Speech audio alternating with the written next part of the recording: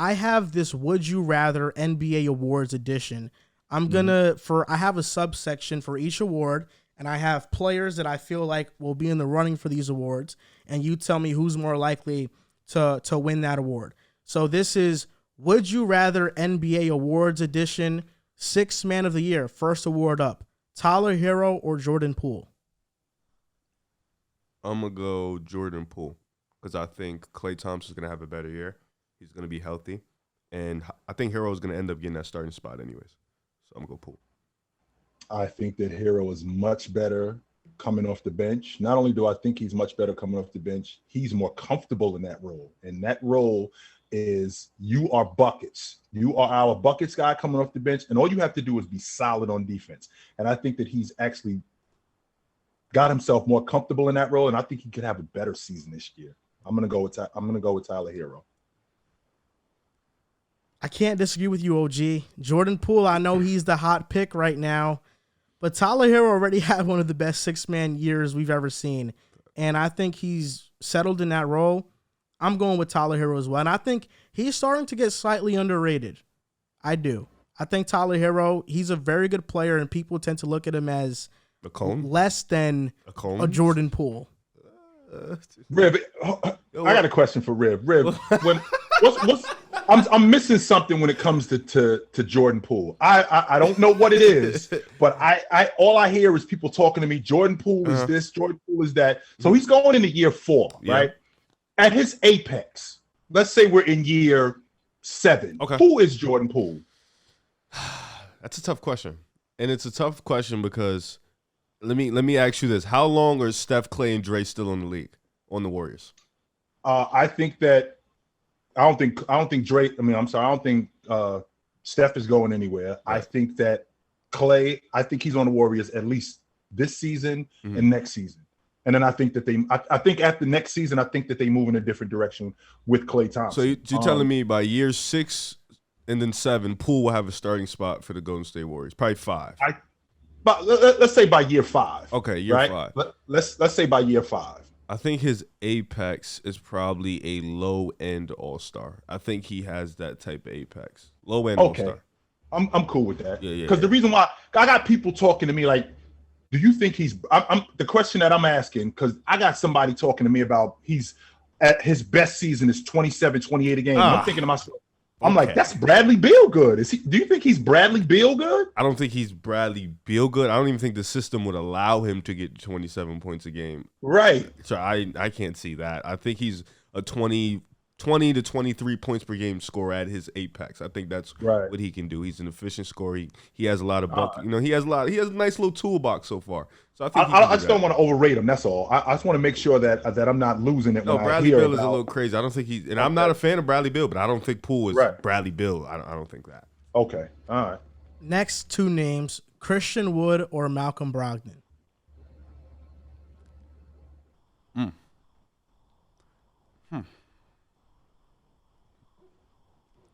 I'm going to go with Christian Wood. I think he has a better year off the bench than Brogdon this year. You know what? I'm going to piggyback off that. And I don't even think Brogdon isn't going to play enough. I think he'll get hurt. So Christian Wood, I'm going to take Christian Wood. He'll definitely need to be a better player off the bench for them. Well, I think Christian Wood starts for them. I don't think he's coming off the bench. I think he starts in front of Powell. I don't think Powell is a starting center. Definitely not on a playoff team, but I don't think he's a starting center. No, Wood's coming off the bench. Yeah, Jason Kidd said that JaVale McGee is starting for them.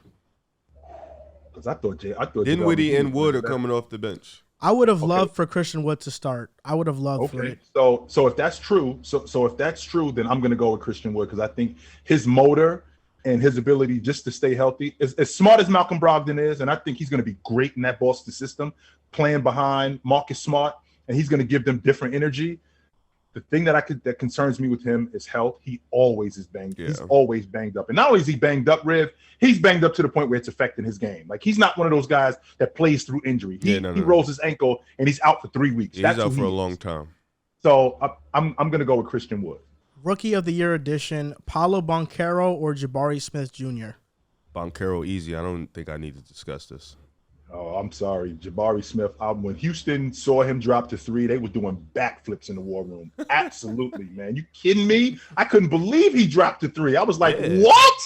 Absolutely. I think this guy, he might be a franchise player, Riv. He may very well be a franchise player. I'm watching this kid. I love him. I love everything about him. He's gonna get bigger. Now, don't get me wrong. I like the kid from Duke. I do like his game. But when I look at Smith, he just looks tougher. Mm-hmm. He looks like he's got more potential. He looks like he's got more in his bag potentially. Oh, I'm digging him. So you taking Jabari? I'm definitely digging him, no doubt about it. You can't sleep on Tari Eason either. Tari Eason's nice. Tari Eason is very nice. I'm going to go with Paulo. I love the Jabari pick. Keegan Murray or Jaden Ivey. Now, this was a pick when the Kings passed up on Ivey. Everybody was clowning the Kings for it, but Keegan Murray's looked good. So Keegan or Ivey? Mm-hmm. I find it funny that people are on Twitter putting up per 36s for preseason. It's really hilarious. but give me Jaden Ivey. That's my pick to win Rookie of the Year anyways. So give me Jaden Ivey. I watched him last night against Memphis. Like I said, I don't really watch too much preseason, but I did watch a little bit of him, and he looks like he's going to be an integral part of what they're doing with that But Murray, man, Murray just looks like he's more pro ready. Probably. So I'd have to go with Murray. I think Keegan Murray does have a better rookie season. Yeah. And is Benedict Mathurin over all these guys? In the preseason, he averaged 20 points per game. Indiana has a winning record in the preseason, mostly due to his play. So does OKC, 5-1. Yeah, I seen that as well. I like Mathurin. He is my dark horse pick to win Rookie of the Year. Mathurin is a great pick. And I think he has, in terms of all the rookies we're talking about, he has the best point guard in terms of playmaking. You know, Jabari Smith doesn't have a playmaking point guard. Boncaro doesn't really have a playmaking point guard. Jaden Ivey does, but Cade is in year 2, right? So it's like Halliburton is the most established playmaker out the bunch. So he's going to get Mathurin a lot of touches. And I think they'll move off of Hield and Turner eventually, so which is going to open up the game more for Mathurin. And he's a shooter. So I don't even think that's a dark horse. He should be in the conversation. There's a lot of guys that could be in the conversation. So I don't see that as a bad pick. Well, when I also think about Porter Jr., I mean, I think that you're underrating him as a playmaker. Don't get me wrong. I mean, he can score the basketball, but I think that you are. I do. I think that I don't think you're giving him enough credit as a playmaker. And I think that in terms of him and Halliburton's just on a different. I don't get me wrong. I think Halliburton is better. Yeah, as a playmaker, Hallie's just on a different level. Yeah, I do think Halliburton is better than Porter Jr., but I do think that coming into this season now, Porter Jr. got Green on one end, and he's got Jabari Smith on the other end. That has to enhance his playmaking ability. It does. It should, like, logically, it should make him better on it. So you're going with Mathurin over anybody else that we named? I would go Mathurin over Murray. Oh, that's the only one you're going over. I'm digging Murray, man. I do. And I dig Mathurin. He's the one who said that, James got to show it to him. That's who he is. Yeah. I know. That's who you coming into the league. That's just the way that works. But I'm digging this kid Murray, man. I do. I like him. I don't know. I just don't think Murray's going to get a lot of touches. I think Fox, Sabonis, even Barnes for a little bit. Not for the whole season, but for a little bit, he's going to get in. So I don't know. And I think the Kings are like gunning for a play-in spot. So it's to rely on a rookie to do that. It's kind of tough. They're going to shock the world, man. Shock the world? Sacramento Kings. They're going to shock the world. Joe is the same one that told us, Reb, about James Harden, because we already know what James Harden is going to look like coming into the season, right? He's back on that. He hasn't stopped. Right. He's going to look great. What he's going to be in great shape. And no, you're not sucking me in, Joe. I've seen the pictures Philly's taking of him. The muscles are showing. Here we go. Anthony Edwards paid homage. He said, I saw James Harden, and I said, I had to get in the gym myself. I had to. Here we go. Most improved player, Tyrese Halliburton or Anthony Edwards? I'm gonna take Halliburton. We'll have a lot more opportunity. He'll run the team. So give me Halliburton. I'm taking none of those guys. I'm going with Colin Sexton. Colin Sexton is gonna run wild in Utah. They're gonna be awful. Okay. I'm glad you said that, because I've been meaning to ask. Somebody else told me this too, but I didn't want to ask them because they're not as smart as you. So I'm gonna ask you, because they're not. They say a lot of things that just doesn't make sense to me. It's one of my friends. Colin Sexton, most improved. We've seen him before average 24 points a game. Granted, it was a bad situation. We know it was just counting numbers. What does he have to shoot me? What does he have to do this year to win most improved? Because he's already averaged 24 points a game. Yes, he was averaging 24, and that Cleveland team was on its way to being a good team. Yes, facts. So with that being said, he's not playing with nearly as good players in Utah as he was playing in Cleveland. So with that being said, they're going to turn him loose even more. So that 24, that could very well turn into something way different to like 26. That could very well turn, and we could be talking about him as a potential all-star. Even though as bad of a team as he's on, because they're going to turn him loose. Utah has obviously made it clear to us, Danny Ainge has made it clear to us that we are starting over. And in the process of us starting over, we're giving this guy the ball right here. So when I think about Colin Sexton in Utah, I think that he's going to be the guy that they're going to turn loose, and he's going to be able to do whatever he wants. And I think he's going to have one of the better years, if not the best year, of those guys. What do you think his ceiling is, realistically? Like on a good playoff winning team, not no bottom dweller. I think he could be a 20. I think he could be a 20-7 guy. Okay. Now, when I say ceiling, when I say ceiling, I mean 20 plus. Right. I don't think he's a 28, 29 game guy. No, I don't think he's that good. But I do think with his ability to defend and his ability to play make, he doesn't pass it as much as I'd like for him to. That's why I look at him more of a combo guard than more of a traditional point guard. Like that's why they moved off of him and stuck with Darius Garland, because he's going to pass the ball more. So when I think about Colin Sexton, he's more of like a combo guard. So I could see him in that a lower level Damian Lillard type of spot where he's like 22, between 22 and 24, 25, and like 6 or 7. If I'm Danny Ainge and we start winning with Colin Sexton, I might have to trade him too. I might have to ship him out of Utah because nobody's ruining my chance of trying to get Victor. No. Between these three names. Go ahead and start winning in Utah. Goodbye, Sexton. We didn't get rid of all of the people that we got rid of and got all these first round picks for us to be good. You screwing that up. What are you doing? You're supposed to suck. So CC Jordan Clarkson have a 40 ball. All right. He's making that call. Yep. We making phone calls. Who's interested? Because we're not interested in keeping him. Nah. Nope. Defensive Player of the Year edition, Rudy Gobert or Bam Adebayo? Man, give me Bam, man. I keep picking him every year. I got to get one right. Give me Bam, man. I'm going Gobert still. I'm going with him still. The reason why I'm going with Gobert, Riv, I think you're looking at Bam as a better overall defensive player. 1,000%. And I'm looking at Rudy, his impact on that unit. Like that Miami Heat team, they got a damn good defensive team. Yeah. And when I think about Rudy, when Rudy on that Minnesota team, how he affects them defensively, there's a reason why they got him. They got him because they basically got out-toughed by Memphis. That's the reason why they got him. So to get him on a unit, now we got another rim protector. Now we got another rebounder. Now we got a guy who can man the paint. We got that guy now, and he's going to make their team defensively. He's going to make them better. I think that Miami already has a really good defensive team, and I think Bam just kind of adds to that. I look at it like this. Like Gobert's going to have the numbers. I think we all know that. He's going to have the defensive numbers. But like a situation like Minnesota, as opposed to Utah, they got Jaden McDaniels. They got Ant Edwards. You know, Cat's going to buy in. D'Lo bought in last year. He was a good defender. As opposed to in Miami, you know, they have the culture. They have the coach. But Bam, with P.J. Tucker gone, Bam is probably going to have to cover a lot more ground. And with Kyle Lowry, we don't know what he's going to look like coming into this year. I just think Bam is going to have to cover a lot more than as opposed to kind of like what Rudy Gobert did for Utah. He's going to have to cover a lot more ground as opposed to in Minnesota. Gobert has a lot of help now, so it's going to look like he's still going to be that guy. But Bam, you know, you got to cover for Tyler Herro. You got to cover for Max Strus. Gabe Vincent, he's small. You got to cover for him. Lowry, he's old. Jimmy Butler, he can't. You need him for the playoffs. So in the regular season, he can't be that elite every night defender for you. Who's going to play the 4? You know, Bam has to now switch 1 through 5 and rim protect. So I just think Bam's going to have more responsibility and is going to show a lot more now as opposed to where Gobert's in Minnesota. He has a little bit more help. There's a brand new fantasy app. It's called Boom Fantasy. You got over-unders, player props. You got matchups. This player versus that player. That's personally my favorite. And long shots. You can win 40 times your money. And if I'm not mistaken, Joel, NBA is coming soon. Yes, sir. NBA will be in the app in the next 10 days or so. You know, I believe opening night is October 19th, so we'll have stuff up a few days beforehand. That's going to be fun because we have it every night. You don't have to wait till Monday, Thursday. Did you get your code? For the league pass? I did get my code I for got league my pass. code too. Yep, that's amazing.